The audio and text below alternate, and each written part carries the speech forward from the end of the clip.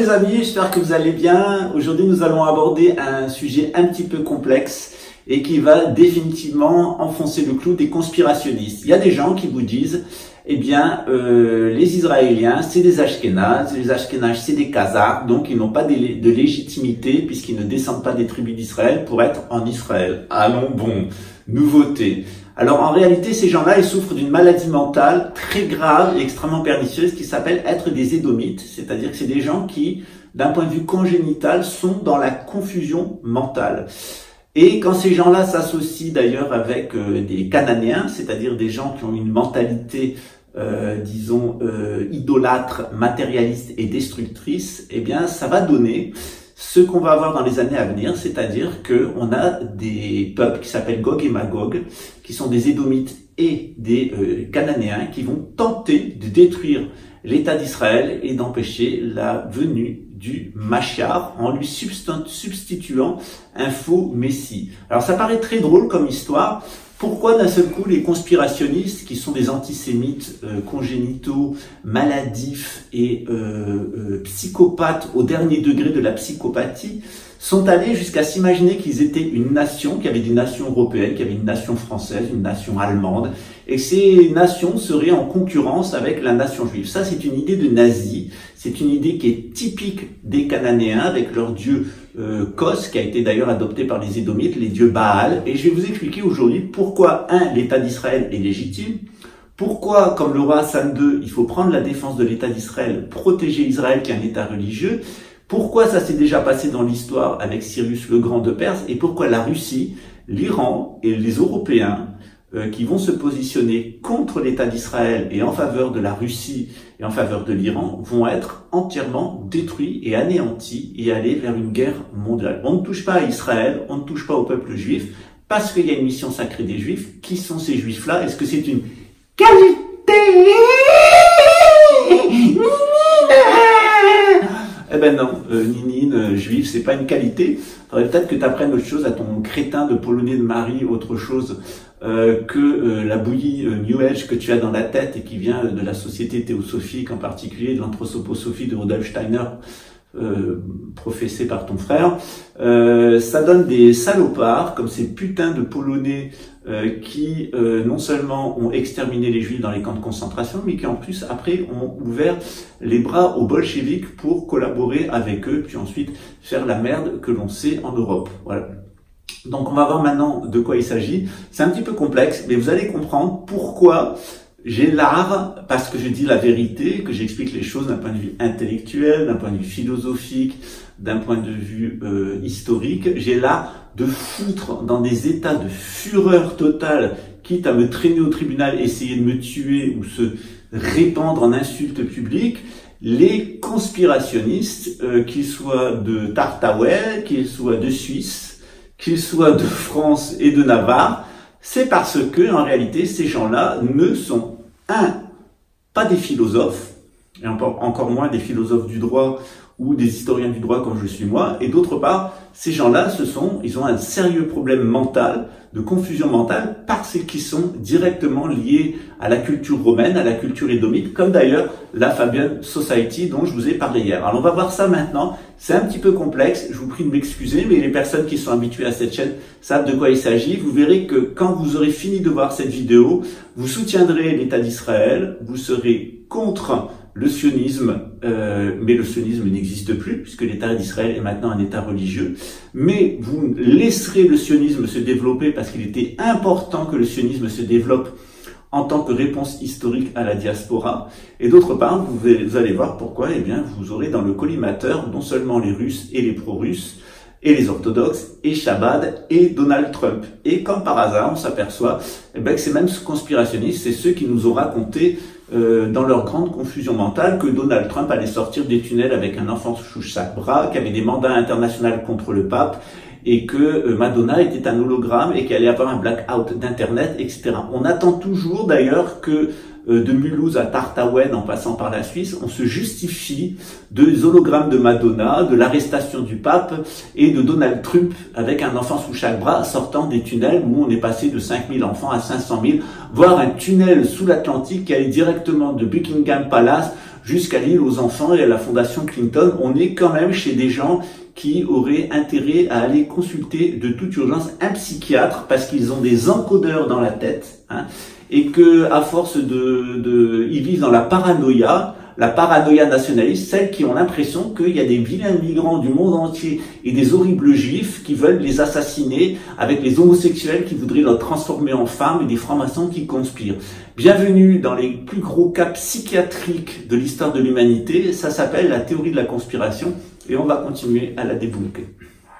Variez les sources, regardez ce que les autres médias disent sur un sujet. Si aucun journal, aucune chaîne de télé, aucune radio n'a parlé d'une info, eh bien c'est probablement quelque chose. I will tell you right now, I think that this is probably the best way we could use public funds is to investigate.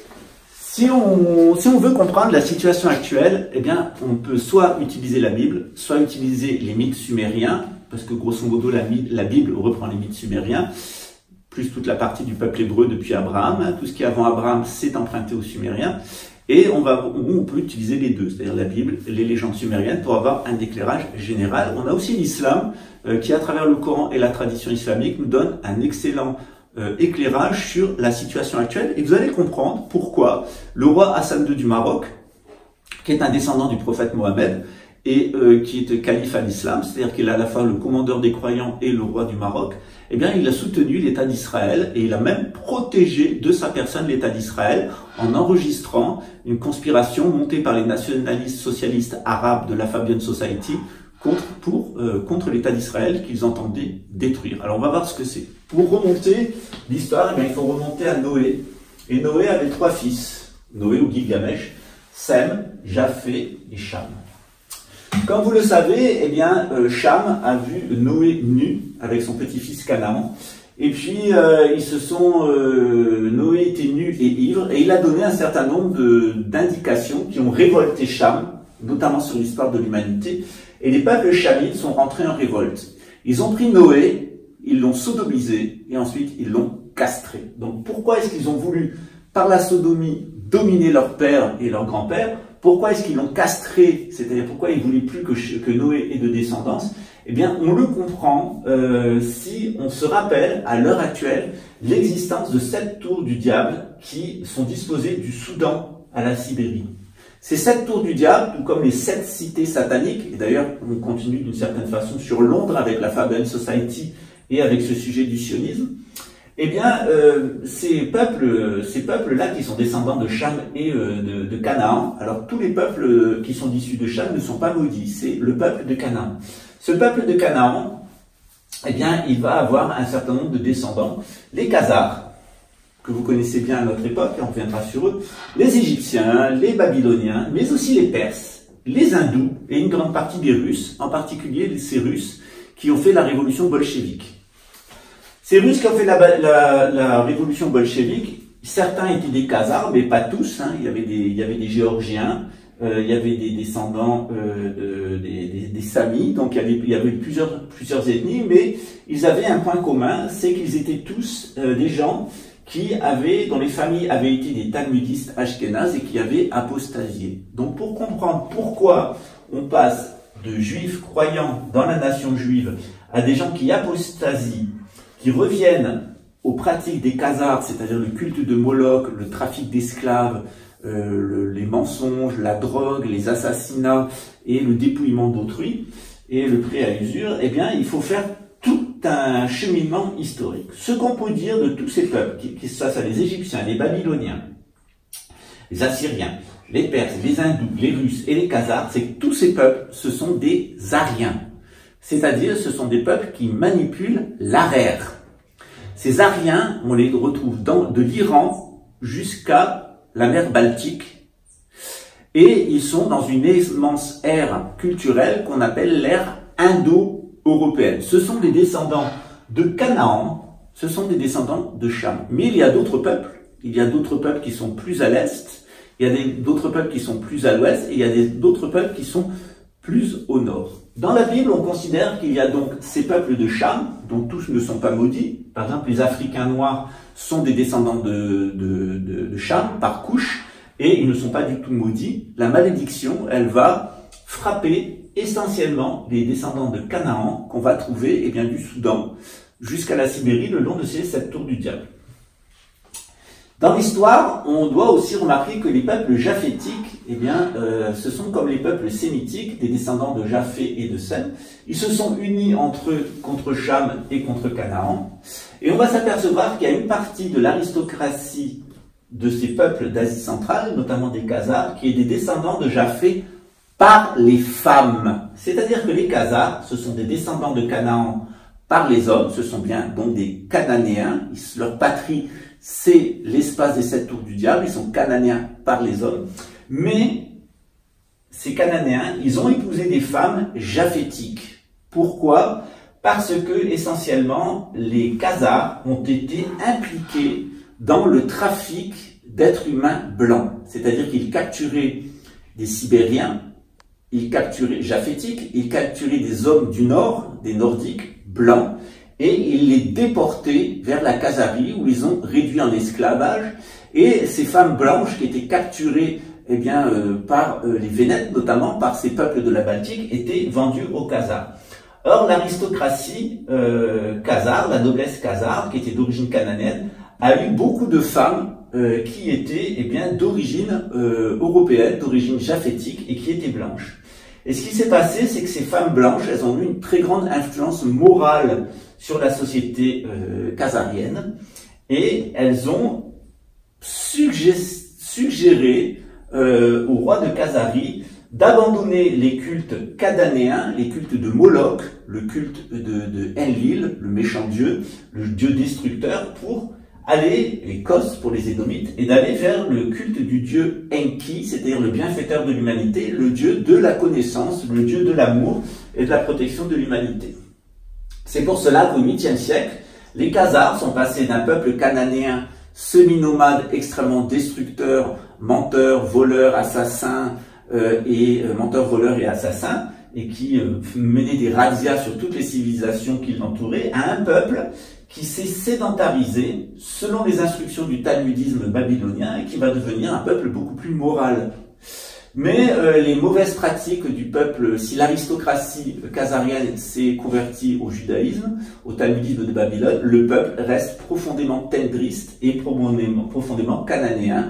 Et ils continuent les razzias, ils continuent à importuner leurs voisins, ils continuent l'esclavage, la traite, le viol, le vol, etc. Et ça va déclencher la fureur, eh bien, à la fois des musulmans et à la fois des Russes. Et les Russes et les musulmans vont s'associer pour détruire la Khazarie, qui elle avait des bons rapports avec le Saint-Empire romain d'Orient. Donc on avait la Khazarie avec son élite qui était par les femmes japhétiques et par les hommes chamites, et qui s'était converti au talmudisme, mais le peuple, lui, était rétif. Alors, ce qui s'est passé, c'est qu'il y a, après la destruction de la Khazarie au XIIIe siècle, eh bien, toute l'élite intellectuelle de la Khazarie est allée vers la Pologne, vers l'Ukraine, et c'est les juifs qui s'appellent les juifs ashkénazes. Pourquoi? Parce que les ancêtres de ces femmes khazares, mais qui étaient d'origine japhétique, étaient ashkénazes, qui étaient un descendant de japhétique. Donc, à partir du moment où cette aristocratie revendiquait sa filiation à Japhé, qui lui-même s'était converti aux religions du sémitisme, eh bien, ces talmudistes khazars se sont appelés ashkénazes. Et ils ont continué à s'appeler ashkénazes. Tant que ces gens-là pratiquent le talmudisme de Babylone, c'est des gens moraux. Moi, j'ai étudié avec eux, notamment la Kabbale. Il y a de très très grands rabbins, de très très grands intellectuels. Je dois dire que c'est assez merveilleux d'étudier dans le milieu juif traditionnel ashkénaze. Ce sont des gens qui sont des puits de connaissances à travers la Mishra, à travers le Talmud, à travers la Torah, à travers la Kabbale. On apprend des choses véritablement extraordinaires puisque ça contient toute l'histoire de l'humanité depuis Sumer. Et véritablement, il y a un enseignement qui est à la fois historique, un enseignement de la connaissance, un enseignement médical, un enseignement qu'on appelle la gnose. De l'autre côté, les Sémites, eh bien, Sem va avoir un descendant qui s'appelle Abraham. Abraham va avoir 2 fils, Ishmaël qui va donner les musulmans, et Isaac qui va donner 2 peuples. De Isaac vont sortir Jacob Israël, donc les Israéliens en réalité, c'est-à-dire la communauté spirituelle d'Israël, celle qui est descendante de Jacob avec les 12 tribus d'Israël. Mais il va aussi sortir d'Isaac Édom, Ésaü. Et Ésaü, eh bien, il va avoir une influence sur les Égyptiens. Ça va donner le roi Ramsès II qui va persécuter les Hébreux. Sur le roi Nabuchodonosor, qui va détruire le temple de Jérusalem et déporter les Hébreux. Il va avoir ces Édomites, ils vont aussi avoir une influence sur les Perses, sauf que les Perses, eh bien, ils vont fonctionner en sens inverse, par opposition aux Babyloniens, aux Égyptiens qui avaient tout fait pour détruire le peuple hébreu et Jérusalem. Il va laisser le peuple hébreu revenir en Palestine et reconstruire le temple de Jérusalem. Mais ces Cananéens, c'est aussi les Hindous, hein, c'est toutes ces populations hindous qui, d'ailleurs, à un moment de leur histoire, ont été, d'abord, c'est une filiale de l'Égypte des Chamites. Donc c'est des Chamites et donc en plus des Cananéens. C'est ces peuples noirs qu'on appelle les Dravidiens. Et puis eux, ils vont être aussi envahis par ces peuplades qu'on appelle à laquelle appartiennent les Khazars, qu'on appelle les Mongols, puisque l'Inde a été sous domination des Mongols ainsi que la Chine. Donc ce qui se passe à notre époque, c'est que, eh bien, après que les Perses aient reconstruit le temple de Jérusalem et permis aux Hébreux de venir, eh bien, on a à nouveau des Édomites qui vont se comporter comme les Égyptiens et les Babyloniens, c'est-à-dire qu'ils vont détruire le temple de Jérusalem et ils vont déporter les Hébreux vers Rome, en particulier les Lévis. 70 000 personnes vont être déportées à Rome. Ce qui va se passer, c'est que l'Empire romain va être détruit, il va s'effondrer sous l'influence des invasions japhétiques, c'est-à-dire tous ces peuples du nord de l'Europe japhétique et les peuples chamites d'Asie centrale, eh bien, ils vont se déverser en plusieurs vagues sur l'Empire romain qui va être englouti et détruit. Mais cet Empire romain, il va se reconstruire à partir du XVe siècle, c'est ce qu'on appelle le Quattrocento en Italie. Pourquoi? Parce qu'il y a beaucoup de descendants des Khazars, qui ont beaucoup d'argent, qui appartiennent à la Khazarie, qui vont migrer, non pas avec les Juifs ashkénazes vers la Pologne et vers l'Ukraine, mais ils vont migrer vers l'Italie, les grandes villes italiennes, notamment les républiques italiennes. Ils vont se convertir au christianisme et ils vont infiltrer le Vatican et ensuite le Portugal. Et ils vont faire du Portugal, après le départ des Templiers, eh bien, une puissance d'asservissement par l'argent. Les principaux banquiers sont portugais au cours du XIXe siècle. Et aussi une puissance coloniale à partir du XVIe siècle. C'est-à-dire que les Portugais deviennent à la fois des colonisateurs, des navigateurs, des colonisateurs et des usuriers. Et c'est comme ça que l'Europe va rentrer dans la modernité coloniale avec un système typiquement khazar, c'est-à-dire les femmes font de la magie noire, c'est-à-dire de la science, et les hommes font de la razzia, c'est-à-dire de la colonisation. À notre époque, eh bien, les descendants des Édomites, c'est la famille royale d'Angleterre, qui descend à la fois de la famille royale d'Égypte, à la fois de Nabuchodonosor, avec des influences perses, hein. Et aussi, on s'aperçoit que ces Édomites anglo-saxons, ils ont gouverné l'Inde, et ils gouvernaient aussi la Russie à travers la famille des Romanov.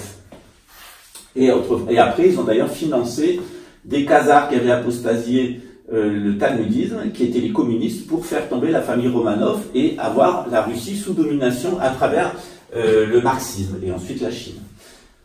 Ce qui s'est passé au XIXe siècle, c'est sous l'influence des idées du nationalisme européen. Alors, il faut savoir qu'une nation, il y a la nation juive, il y a la nation chrétienne et la nation musulmane. C'est-à-dire que lorsqu'on n'est pas dans la civilisation juive, lorsqu'on n'est pas dans la civilisation chrétienne et lorsqu'on n'est pas dans la civilisation musulmane, on va dans une autre civilisation, eh bien, on appartient à la nation juive, à la nation chrétienne et à la nation musulmane. Par exemple, les juifs, eh bien, ils appartiennent à la nation juive parce qu'ils sont dans d'autres civilisations, notamment la civilisation occidentale. Les chrétiens, quand ils vont en Inde, quand ils vont en Chine, quand ils vont en Amérique du Sud, ils appartiennent à la nation chrétienne. Et pareil pour les musulmans, lorsque les musulmans ne sont pas dans le califat, ils appartiennent à la nation musulmane.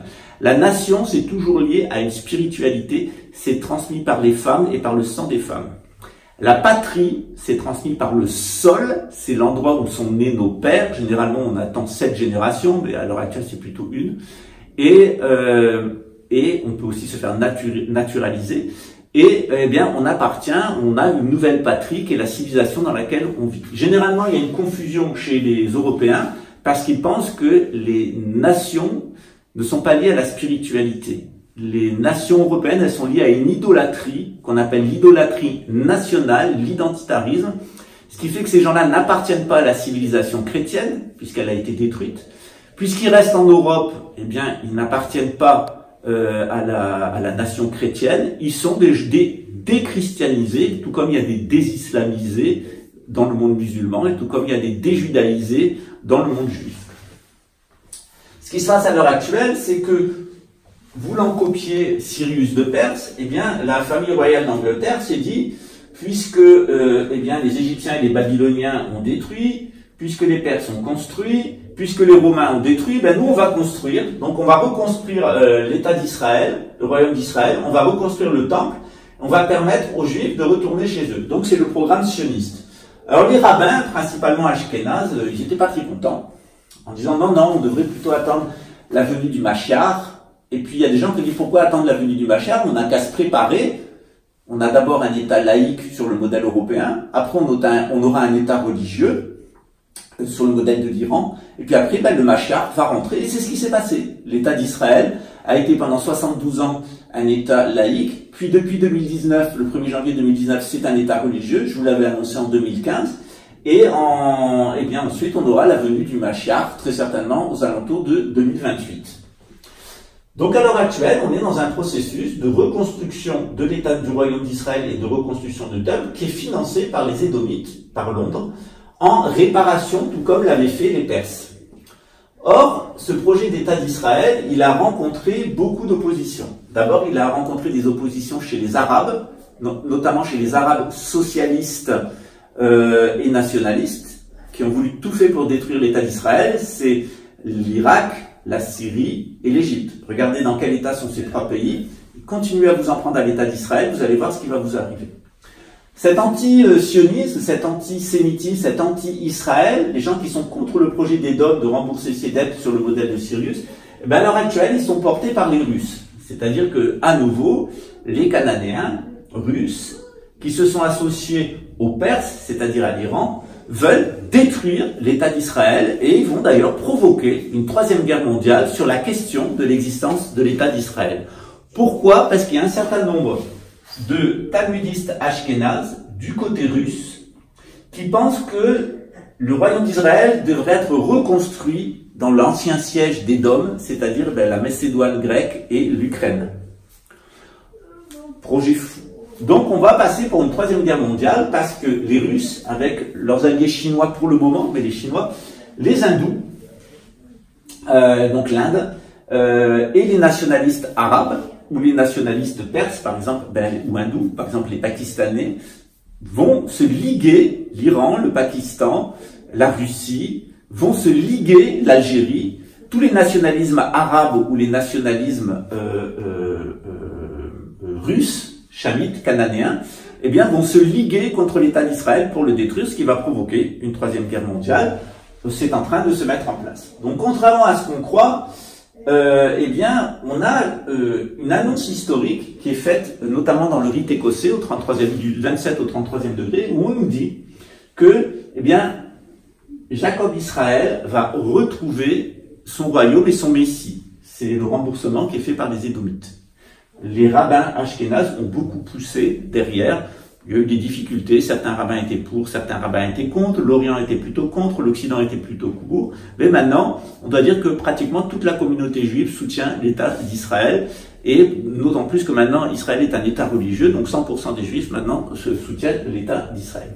D'autre part, pour les chrétiens, la civilisation chrétienne, elle a disparu, elle a été remplacée par une civilisation et un semi-nomadisme, un effondrement civilisationnel qu'on appelle Occident, qui est tenu par les Édomites. Et ces Édomites, eh bien, ils sont divisés les uns les autres. Et entre le mouvement socialiste et le mouvement capitaliste, ils sont en train de se faire la guerre. Et puis, on ne sait pas qui va dominer. Est-ce que c'est les BRICS? Est-ce que c'est les Américains et l'OTAN? L'un et deux partent par la guerre parce que leur idée, c'est de dominer. Ce qui va se passer, c'est qu'ils vont, tous ces Édomites-là vont se massacrer entre eux dans une grande guerre qui s'appelle Armageddon, ce qui va permettre ensuite à la civilisation chrétienne de revenir avec le grand pape et le grand monarque sur le modèle de la civilisation des cathédrales, c'est-à-dire de cette conjonction de l'odinisme des peuples nordiques et du sémitisme, c'est-à-dire l'enseignement de Jésus. Et puis on a évidemment l'islam qui va revenir, c'est-à-dire qu'à partir du moment où le monde édomite anglo-saxon eh bien, aura été détruit, se sera effondré. à la fois les monarchies arabes ne seront plus les vassales et dominées par la couronne britannique, sauf le Maroc, et de l'autre côté, eh bien, le nationalisme arabe ne rentrera plus en conflit avec le pseudo-nationalisme occidental, anté-chrétien, post-chrétien, et avec les guerres qu'on a connues en Irak, en Afghanistan, en Égypte et puis en Syrie, voilà, et au Soudan. Donc on arrive maintenant à un grand dénouement avec la venue de ces trois peuples. Alors à l'heure actuelle, vous avez des gens un peu fous, qu'on appelle des conspirationnistes, qui ont fait une salade de tout ça, parce qu'ils sont incapables de l'expliquer, ils n'ont pas étudié, et surtout, ces gens-là ont la haine des Juifs. On se demande bien pourquoi, parce que Jésus était juif. Ils ont la haine des francs-maçons, on se demande bien pourquoi, parce que c'est eux qui ont construit les cathédrales. Ils ont la haine des homosexuels, on se demande bien pourquoi, puisque les rois de France étaient bisexuels bien souvent. Et ils ont la haine des musulmans et la haine des migrants, alors que la France a toujours été une terre d'asile et s'est construite notamment en collaboration avec l'islam, puisque autrefois, quand un travail était de haute intellectualité et très qualifié, on appelait ça un travail d'arabe, c'est-à-dire qu'un occidental était tellement inférieur intellectuellement qu'il était incapable de réparer, par exemple, l'horloge qui avait été offerte par le calife de Bagdad à Charlemagne. Voilà. Maintenant, ça s'est inversé, c'est le contraire, le travail d'arabe, c'est un travail de merde. Voilà. Vous voyez comment on a des inversions de paradigme. Donc à l'heure actuelle, on est dans un état de confusion mentale qui s'appelle la théorie de la conspiration, et je vais vous expliquer dans le détail ce qu'ils pensent et pourquoi c'est faux. Que nous disent les théoriciens de la conspiration? Les théoriciens de la conspiration, ils nous disent les Israéliens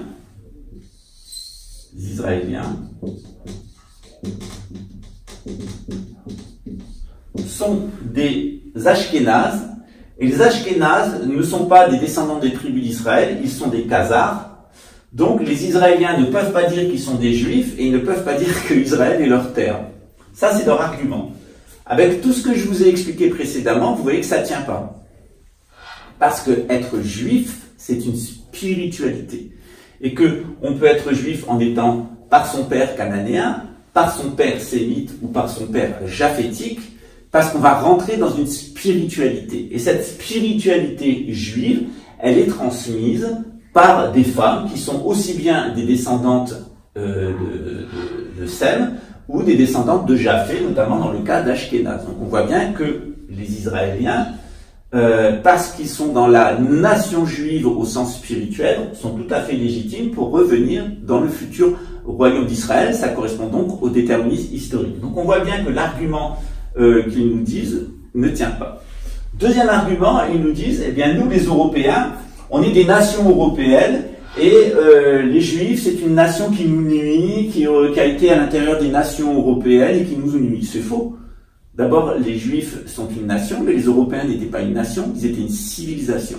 C'est lorsque l'Occident s'est effondré, eh bien que les chrétiens qui sont sortis de l'Occident sont devenus eh bien, dans la nation chrétienne, et ceux qui sont restés là, ils n'ont eu de cesse de se déchristianiser, et petit à petit, eh bien, ils ont montré exactement ce qu'ils étaient, c'est-à-dire des Édomites romains, c'est-à-dire qu'ils ont recommencé à se construire sur le modèle d'Édom-Rome, c'est-à-dire une société à deux vitesses, en haut, eh bien, les patriciens, les gens qui ont du fric, l'oligarchie financière, et en bas, les idiots du village, ceux qui se font constamment exploiter, qu'on fait voter pour leur faire porter le chapeau, et puis qui alimentent toutes les guerres coloniales d'Édom-Rome.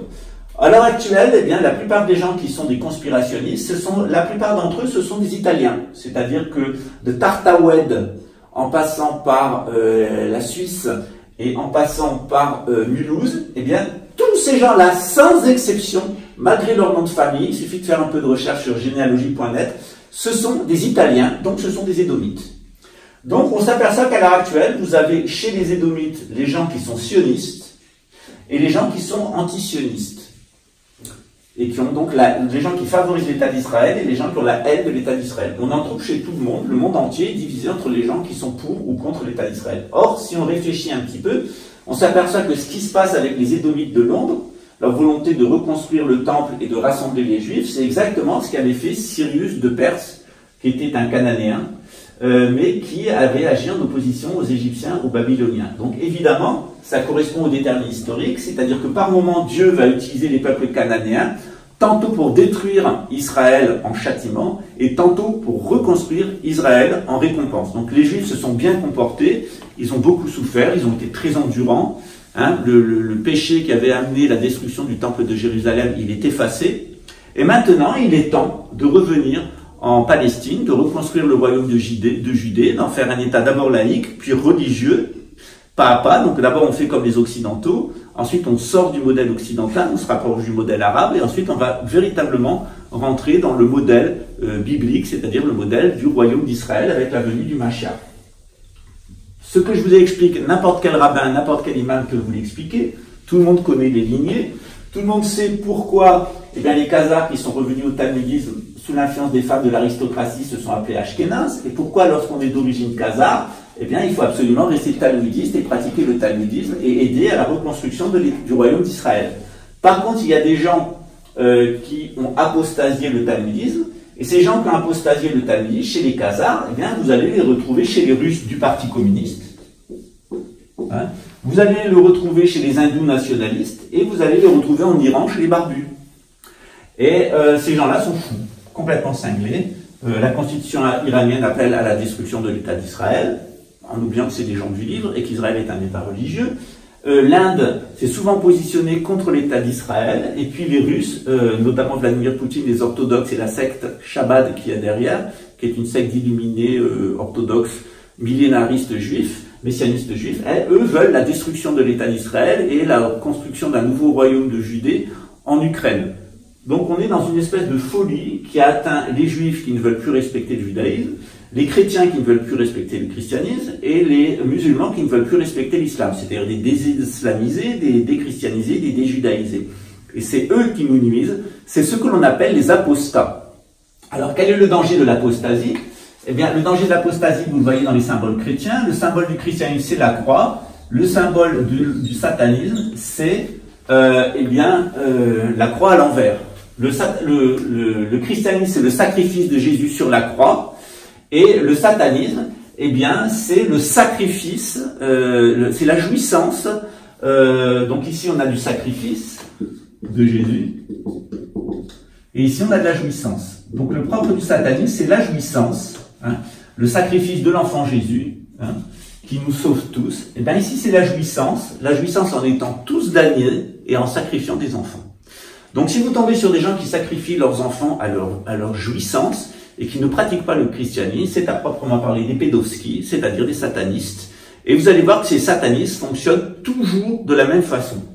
Les satanismes, ils fonctionnent pour les femmes, sur des sacrifices, de la magie noire, de la pharmakeia. Hein, c'est ce qu'on appelle la sorcellerie ou pharmakeia. Et chez les hommes, leur jouissance, baiser avec leur fille, baiser avec leur nièce, baiser avec leur petite fille, et ça va principalement se manifester par de la radia, c'est à proprement parler ce qu'on appelle du nomadisme dévié. C'est-à-dire que les femmes qui veulent tuer qui tuent des enfants et qui poussent les hommes à tuer, et qui sont des sorcières, drogueuses, droguistes, pharmakéiennes, pharmakeia, et des hommes qui sont dans la radia, c'est-à-dire le vol, le meurtre, la rapine, et rentrer dans des projets et les détruire pour s'enrichir. Détruire des civilisations. En particulier, ce nomadisme dévié, il s'attaque systématiquement à la synarchie. Donc la synarchie, elle est systématiquement attaquée.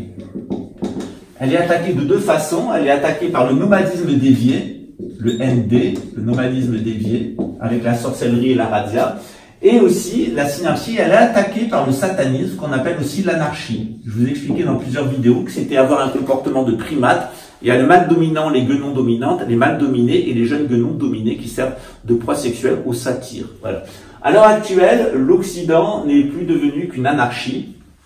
Et cette anarchie, elle essaye de se maintenir et maintenir le système d'Édom, donc une élite qui contrôle et des peuples de moutons, à travers le transhumanisme et l'imprégnation informatique des peuples. Elle essaye aussi de se maintenir en maintenant les gens dans la confusion mentale, en les empoisonnant et avec les médias, en les maintenant. Donc confusion physique par l'empoisonnement pharmakéien, la sorcellerie et la pharmacie, et de l'autre côté la confusion mentale qui va faire que les personnes se laissent complètement faire, et celles qui vont assumer la responsabilité. Voilà. Donc on est dans un système qui est complètement un système d'anarchie. Et cette anarchie et ce nomadisme dévié sont les ennemis de la synarchie, que ça soit la synarchie de nomades ou que ça soit la synarchie de sédentaires. Le nouvel ordre mondial, c'est une parodie de la civilisation, c'est une parodie de la synarchie. C'est ce qu'on appelle la synarchie des banquiers ou l'anti-synarchie, qui est une forme très avancée d'anarchie, qui est le modèle typique de destruction qui est porté par les Édomites. Voilà, j'espère que vous avez compris, que c'est clair. Et je dois dire que je suis souvent assez agacé par l'antisémitisme ambiant et par la haine que ont les conspirationnistes contre l'État d'Israël. L'État d'Israël, il prépare la venue du Mashiach. Et donc, il faut évidemment soutenir l'État d'Israël. C'est un truc qui énerve beaucoup Jean Robin, qui dit que je m'enfuis, que je veux pas avoir de live avec lui. En réalité, c'est lui qui ne veut pas. En réalité, ce qu'il faut bien comprendre, et ce qui l'énerve, c'est que quand on me dit, si tu dois aller te battre pour l'État d'Israël, est-ce que tu te battras pour l'État d'Israël? Je dis oui, je me battrai pour l'État d'Israël, comme je me battrai pour le roi de France, et comme je me battrai aux côtés du Mahdi. Mais certainement pas, je ferai quelque chose contre Israël, certainement pas, je vais soutenir la République française, celle des Édomites, et certainement pas, je vais rentrer en conflit contre l'islam et me mettre aux côtés des désislamisés. Voilà, maintenant, vous, est-ce que vous avez compris? C'est un peu complexe. Qu'en pensez-vous et quel est votre choix? En tout cas, le choix que vous ferez, dans cette vie, va déterminer votre issue dans l'au-delà. Il faut être juste, et la justice, c'est de soutenir les juifs, les chrétiens et les musulmans à retrouver un royaume d'Israël, la chrétienté, et puis évidemment, un califat. Si vous êtes contre le califat, si vous êtes contre la chrétienté, et si vous êtes contre Israël, le royaume d'Israël, c'est que vous appartenez à la sphère de l'antéchrist. Variez les sources, regardez ce que les autres médias disent sur un sujet. Si aucun journal, aucune chaîne de télé, aucune radio n'a parlé d'une info, c'est probablement qu'elle est fausse. I will tell you right now, I think that this is probably the best way we could use public funds is to investigate child sexual. Un califat. Si vous êtes contre le califat, si vous êtes contre la chrétienté, et si vous êtes contre Israël, le royaume d'Israël, c'est que vous appartenez à la sphère de l'antéchrist, à la sphère de Satan. Et quand Satan l'habite, il faut laisser Lucie faire. Ciao.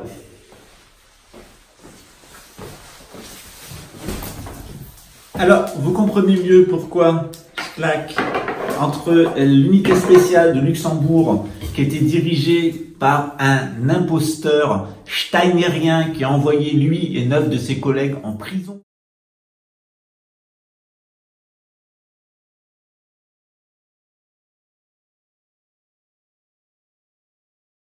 Pour atteinte à la sûreté de l'État, d'avoir créé une organisation terroriste qui s'alimentait avec du trafic de drogue, avec de la prostitution, qui organisait des rituels satanistes de mise à mort d'homosexuels ou d'enfants, parce que c'était ça l'unité spéciale de Luxembourg, et le service de renseignement luxembourgeois qui était devenu une espèce d'organisation mafieuse. Alors, le SREL a été nettoyé et l'unité spéciale du psychopathe de service, avait organisé des attentats bomb-l'air et surtout avait créé l'idéologie de la section psychotronique luxembourgeoise avec laquelle je suis rentré en conflit et qui a d'ailleurs assassiné mon ex-compagnon pour se couvrir de ces crimes dans le cas des attaques terroristes des bomb-l'air et dans le cadre des mises à mort et du dressage psychotronique au goulag de Shrasich. Quelle était leur idéologie?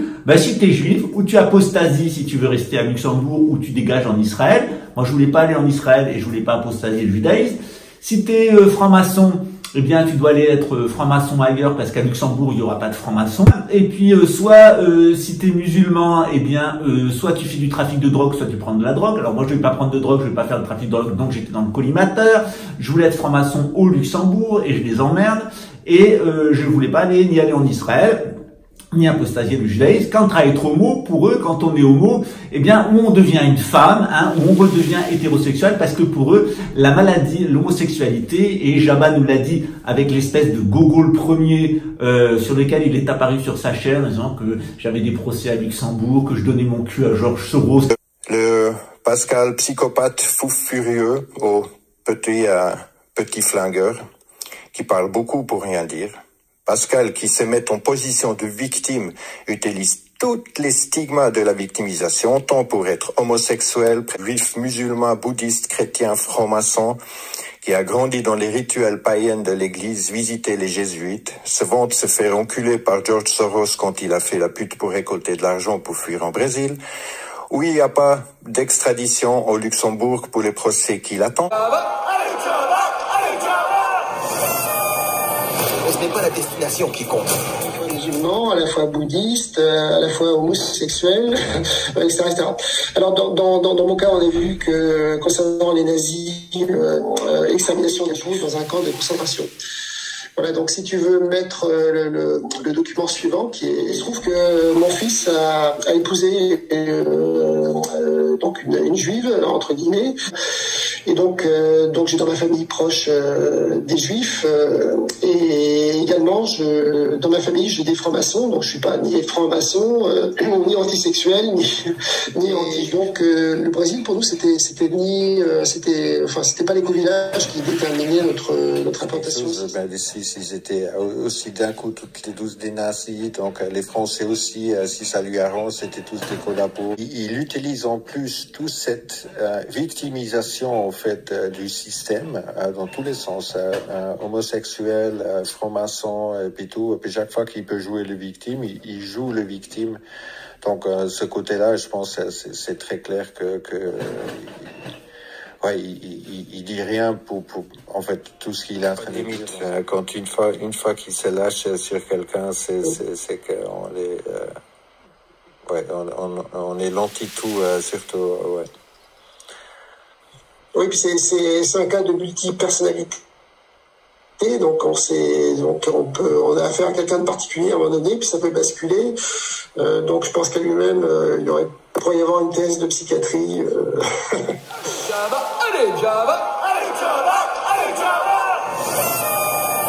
Ce n'est pas la destination qui compte.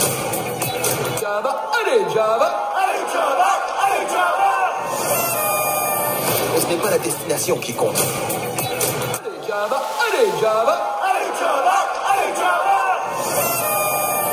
Ce n'est pas la destination qui compte.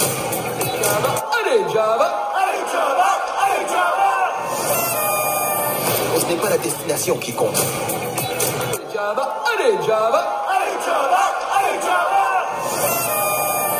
Ce n'est pas la destination qui compte.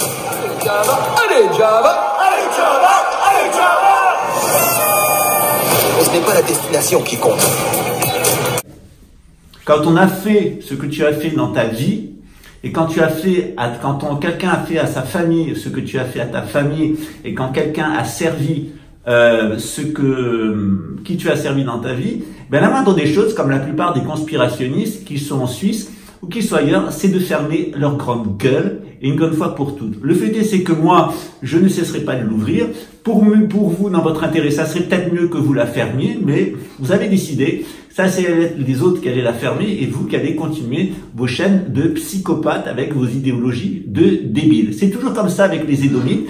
Les Édomites auraient plutôt intérêt à arrêter de se reproduire et à se taire, mais c'est les premiers à vouloir avoir des gosses et c'est les premiers à vouloir non seulement l'ouvrir, mais nous empêcher de dire la vérité. Et ben ça se passe pas comme ça. Ici, on n'est pas chez McDonald's. Ciao.